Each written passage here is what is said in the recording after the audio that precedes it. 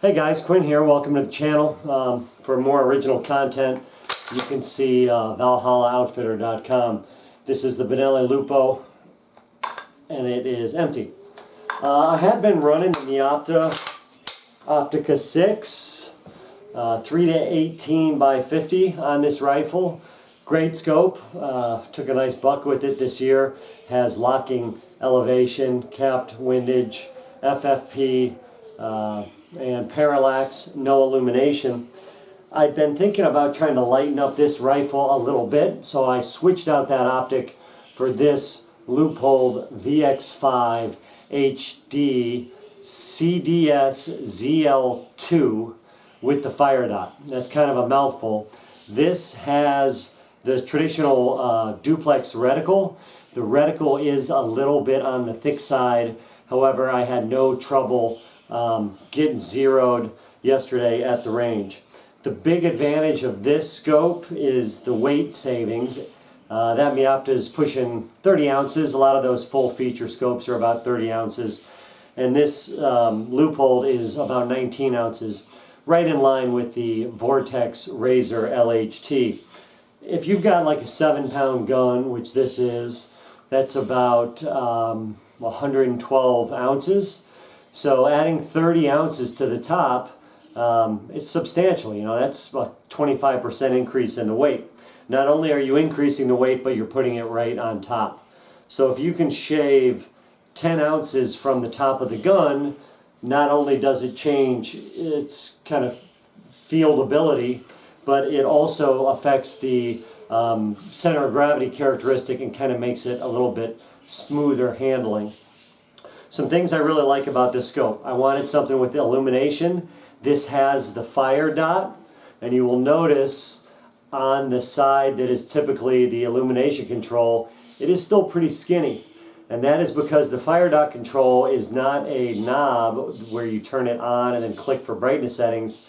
You tap the button to turn it on, then you tap the button to switch in between 5 brightness levels, hold it, it'll shut off, and when you tap it back on, it will remember where you set it, or it will power off, and then when you pick the gun up, the motion is detected and the Firedot will automatically turn on.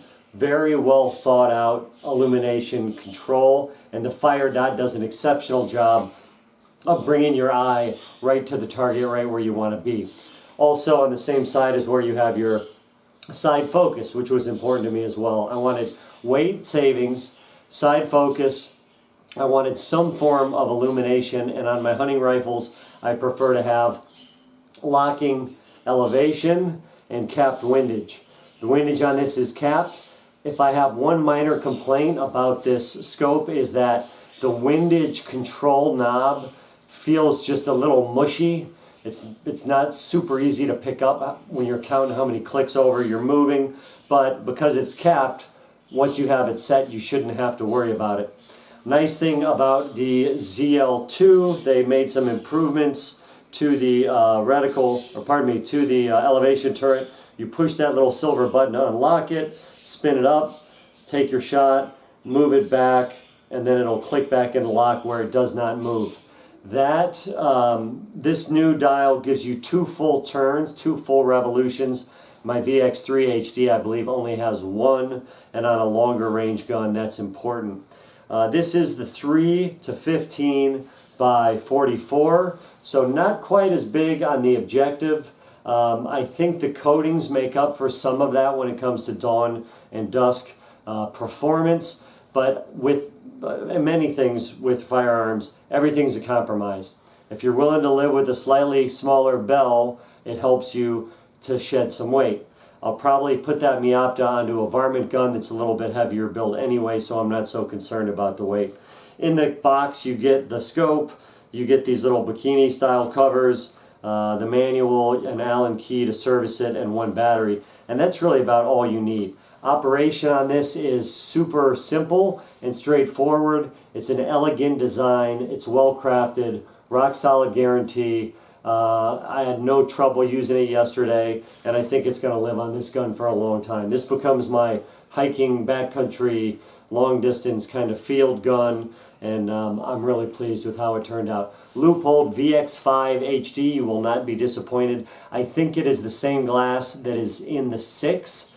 It's just a matter of if you can find the feature set that you want in the 5.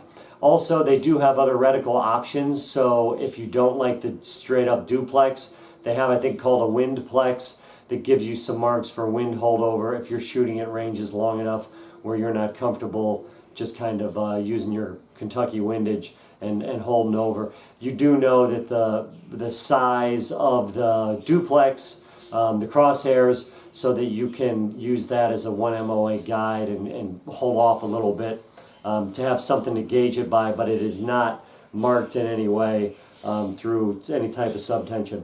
I think that's really it. Mounting was a breeze, sign-in was a breeze. We'll step over to the computer just for a minute, show you a couple of the groups that we're getting out of this to give you an idea of how precise you can be, even though these crosshairs are a little thicker because it is really set up to be a hunting style gun. I think I'm going to get many, many really great years of service out of this. Thanks for stopping by, tuning in. We'll see you guys later. If you have any questions, put them in the comments. I try to answer everybody. Thanks much. Just take a quick look at the groups we're getting with that Lupo. This is sub MOA. This is kind of getting the hang of the reticle. Not bad. This is after I've already sent some down range, kind of getting used to it. Then we really start to tighten them up. This is 1/2 inch with that Benelli Lupo shooting Hornady Precision Hunter 143 grain ELDX. That's my preferred round for that particular rifle. I don't think I can shoot much better than this. And then I was trying to get it a little bit over to the bull, and I just about had it all dialed in. We turned in this group, which would have been one of my best ever had I not rushed that shot there at the lower right, which opened it up to 0.84 MOA. Otherwise, we would have been shooting right about a 1/4 MOA and 1 click to the left, maybe 2, and this thing is dead nuts. So you can still get this thing 0 to precision even with those thicker kind of posts that make the hunting reticle, and that is also, I think, a testament to how good the Firedot does at drawing your eye right to where that POI is going to be. So if you're in the market for a not super big, but pretty trim package that isn't very heavy, you might want to look at that VX5 HD, particularly for backwoods hunting. That's it. We'll see you guys later. Bye.